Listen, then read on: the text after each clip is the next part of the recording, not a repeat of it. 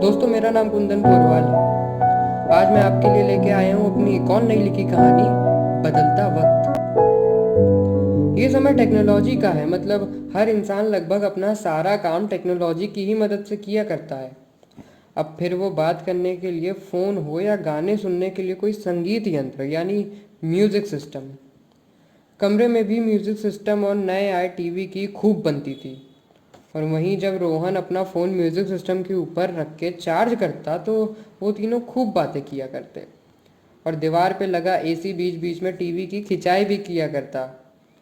और जब कभी अचानक से मैं बजने लगता और उनको मेरी आवाज़ से दिक्कत होती तो म्यूज़िक सिस्टम मुझे ऐसे घूर के देखता मानो कह रहा हो कि कोई हटा इस पुराने टेलीफोन को, यहाँ उसकी जगह मेरा दोस्त एक्स्ट्रा बेस को रख दो। पर ये सब पे मैं ध्यान दिए बगैर वक्त को बदलते देखता रहता। दरवाज़ा खुला तो रोहन अंदर आया और अपना फ़ोन चार्जिंग पे लगा के एक बार फिर मुझ पे ध्यान दिए बिना चला गया। उसके जाने के बाद मैंने उसको ये जानते हुए भी आवाज़ लगाई कि वो मुझे नहीं सुन पाएगा, पर मेरी आवाज़ पे नया लगाया हुआ टीवी एकदम से बोल पड़ा, अरे तुम फालतू क्यों आवाज़ दे रहे हो उसे? कौन सा वो तुम्हें देख के तुम्हारे पास आता? और कमरे में रखे म्यूज़िक सिस्टम और उसके ऊपर रखा फ़ोन दोनों ही धीरे से मुझ पे हंसने लगे। ये बात सुन के मुझे बिल्कुल अच्छा नहीं लगा था, पर मैं करता भी तो क्या। तभी फ़ोन ने बोला, अरे भाई, मुझे तो यहाँ तक पता है कि रोहन इन भाई साहब को बेचने वाला है। कल हुई किसी से उसकी बात। ये सुन के मैं बिल्कुल दंग रह गया था कि तभी दीवार पे लगा एसी बोलता, हाँ सही तो है, मुझे तो लगता ही नहीं कि इसने कभी काम भी किया होगा। उसकी इस बात पे मैं बोल ही दिया, काम? तुम लोग बस ये समझो कि मैंने तुम लोगों से ज़्यादा काम किया है। ये बात सुन के फ़ोन ने जलन में बोला, मेरे से ज़्यादा नहीं किया होगा। तो टीवी भी बोलने लगा, अच्छा ज़रा बताओ अपने काम के बारे में। और टीवी की बात पे सब लोग हाँ बोल के मेरी तरफ देखने लगे। उनका यूं देखना और मेरे बारे में उनकी उत्सुकता को देख के मैंने अपनी कहानी सुनाना शुरू कर दी। ये बात आज से 15 साल पुरानी है। दिसंबर की सर्दी के वक्त रोहन के पापा यानी स्वर्गवासी जगदीश शर्मा मुझे यहाँ लेके आए थे। तब टेलीफोन का काफ़ी चलन था, क्योंकि लोगों के पास बात करने को कोई रास्ता ही नहीं था। उस समय जगदीश जी मुझे पूरे दिन अपने काम के सिलसिले से इस्तेमाल किया करते, और मैं उनका इतना लाडला था कि वो रोज़ सुबह मुझे कपड़े से पोंछते भी। उस समय बहुत से घर ऐसे भी थे जिनमें टेलीफोन नहीं था, तो आस पड़ोस के लोग भी किसी से बात करने को मेरी ही मदद लेते थे।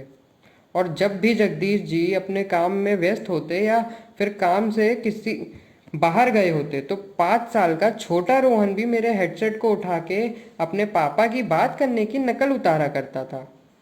और ऐसे ही लोग लगभग पूरे दिन मेरे पास रहते। पर फिर धीरे धीरे समय बदला और उसके साथ साथ चीज़ों में भी बदलाव आने लगा। जैसे टेलीफोन के आने से डाक के इस्तेमाल में गिरावट आई थी, वैसे ही मोबाइल के आने से मेरे इस्तेमाल में गिरावट आने लगी। पर मैं कभी इस बात से परेशान नहीं हुआ। भले ही जगदीश जी ने मोबाइल ले लिया था, पर मैं तो इसमें ही खुश था कि छोटा रोहन तब भी मुझसे खेलता था। फिर बदलते समय के साथ हम लोगों के बीच स्मार्टफोन आया, और इसके आने से मानो कई चीज़ों का महत्व ही लगभग ख़त्म हो गया। कुछ समय के लिए तो मैं भी इससे जला था, क्योंकि ये शख्स हर चीज़ कर लेता था। मतलब किसी को किसी से बात कराने से लेके टाइम बताना, पढ़ाई में मदद करना, और यहाँ तक कि बच्चों के मैदानी खेल भी उन्हें एक छोटी सी स्क्रीन में खिला दिया करता।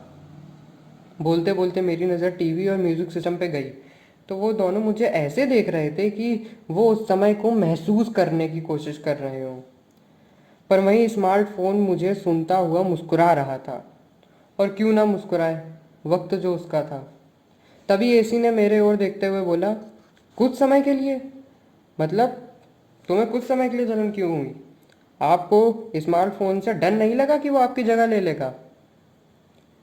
मैं हल्के से मुस्कुरा के बोला, नहीं, क्योंकि जितनी भी खूबियाँ स्मार्टफोन में होती लोग उससे उतना ही पसंद करते। पर फिर लोग अपने स्मार्टफोन में इतना खो जाते कि उनका इसके बिना काम ही नहीं चलता, अब चाहे वो कोई बच्चा हो या बड़ा। अगर बच्चा मोबाइल में ज़्यादा गेम खेले तो उसकी माँ उसे डांटती और उसके साथ साथ स्मार्टफोन को भी बातें सुननी पड़ती। और तो और जब रोहन के परीक्षा में नंबर कम आते तो उसका भी दोष म्यूजिक सिस्टम के ऊपर रख के स्मार्टफोन को ही दिया जाता था। ये सुन के म्यूजिक सिस्टम के ऊपर रखा स्मार्टफोन ने गुस्से में बोला, हाँ तो इसमें मेरी कोई गलती नहीं। तुम ये सोचो कि रोहन तुम्हें भंगार में बेचने वाला है, तब तुम्हारा क्या होगा। उसकी इस बात ने मेरी दुखती नस को और दबा दिया था। ये बात सुन के सब स्मार्टफोन को घूरने लगे। अगले दिन रोहन के साथ भंगार वाला घर आ गया। रोहन एक एक कर उसको घर का सब भंगार बेच रहा था। सामान लेते हुए भंगार वाला सब चीज़ों के दाम बता रहा था और हर सामान भंगार में जाने के बाद टेलीफोन की धड़कन भी तेज होती जा रही थी। इस बार कमरे में एसी, टीवी और बाकी सब बिल्कुल शांत थे, जैसे मानो अपनी शांति से कुछ कहना चाह रहे थे। टेलीफोन से बात करने के बाद उन्हें न जाने कैसे टेलीफोन से जुड़ाव महसूस हो रहा था। घर का सारा बेकार सामान भंगार वाले के पास जा चुका था, सिवाय टेलीफोन के। रोहन के दिमाग से टेलीफोन की बात निकल ही गई थी। तभी भंगार वाला बोलता है, भैया टेलीफोन का क्या करोगे, इसको भी बेच डालो। ये बात सुन के टेलीफोन ने पूरे कमरे को और रोहन को आखिरी बार देखा, जैसे अपनी यादों में बसा लेना चाहता हो। तभी भंगार वाला टेलीफोन के पास आया और पीछे से आवाज़ आई, रोको भैया। रोहन की आवाज़ थी, इधर रहने दो आप, उसने बोला और भंगार वाले ने टेलीफोन को नहीं उठाया। रोहन की आवाज़ सुन के सब हैरान थे, टेलीफोन भी। टेलीफोन रोहन को बिना पल के झपकाए एक टक देख रहा था।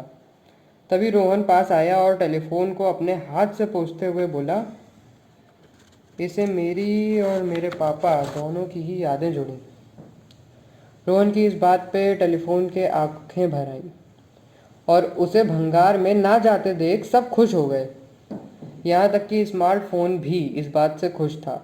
अगले ही पल रोहन ने अपने पापा की तरीके टेलीफोन को कपड़े से पोंछा और भंगार वाले से हिसाब करके चला गया। पर टेलीफोन अब भी किसी सोच में था। एसी ने उसको देखते हुए उससे पूछा, तो टेलीफोन बोलता, काश मेरी तरह हर पुरानी चीज को किसी रोहन की याद ने भंगार में लाने से रोक लिया होता। पर समय के अनुसार परिवर्तन ही जीवन है। बस इतनी सी थी ये मेरी कहानी। आपको कहानी कैसी लगी ये कमेंट बॉक्स में टाइप करके ज़रूर बताएं। धन्यवाद।